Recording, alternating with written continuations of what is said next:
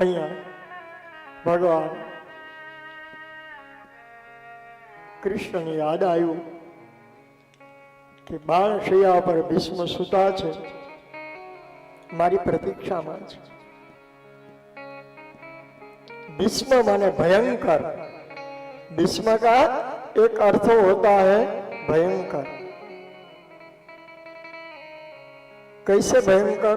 प्रतिज्ञा से। भीष्म ने जो प्रतिज्ञा ली थी, और भयंकर पात्र महाभारत नो, प्रसिद्ध पात्र महाभारत नो, कि जेना शब्द पर कौरव અને પાંડવોનું બધું જ ટકી રહેલું બાણશૈયા પર સૂતા છે ભગવાન કૃષ્ણ, દ્વારિકા વાળો, દ્વારિકાનો નાથ, એ જ્યાં બાણશૈયાની પાસે આવે છે, ભીષ્મથી બંને હાથ ભેગા પણ થઈ શકે એવી સ્થિતિ નથી, કારણ કે અર્જુનના બાણથી એટલા બધા વિંધાઈ ગયેલા। યુધિષ્ઠિર મહારાજ આવ્યા, અર્જુન આવ્યા, દ્રૌપદી આવ્યા છે, અને ભીષ્મ યુધિષ્ઠિર મહારાજને રાજકીય જ્ઞાન આપે છે, વ્યવહારિક જ્ઞાન આપે છે, ધર્મનું જ્ઞાન આપે છે, એટલે દ્રૌપદી હસવા લાગી।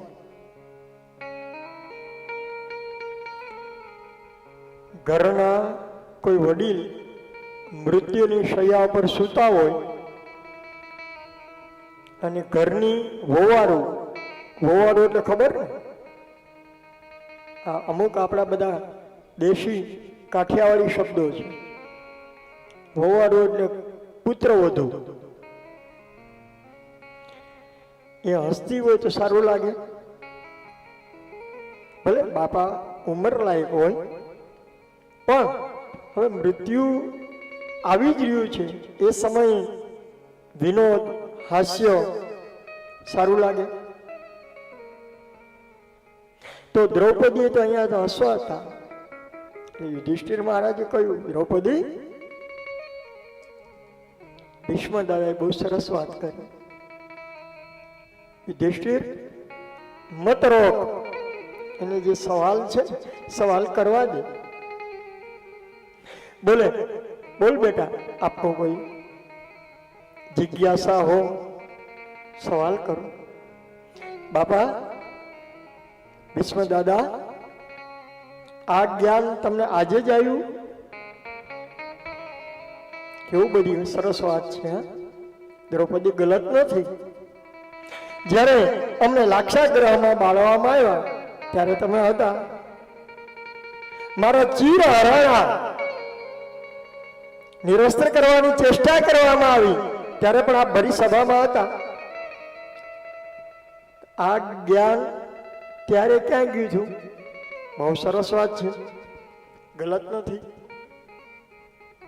એટલે પછી યુધિષ્ઠિર મહારાજ કહ્યું, રૂકો રૂકો, બોલે નહીં। ભીષ્મ દાદા કે બોલવા દે, બરાબર બોલે છે, સાચી વાત એ છે। ભીષ્મથી નાનો પડાય, પડાય?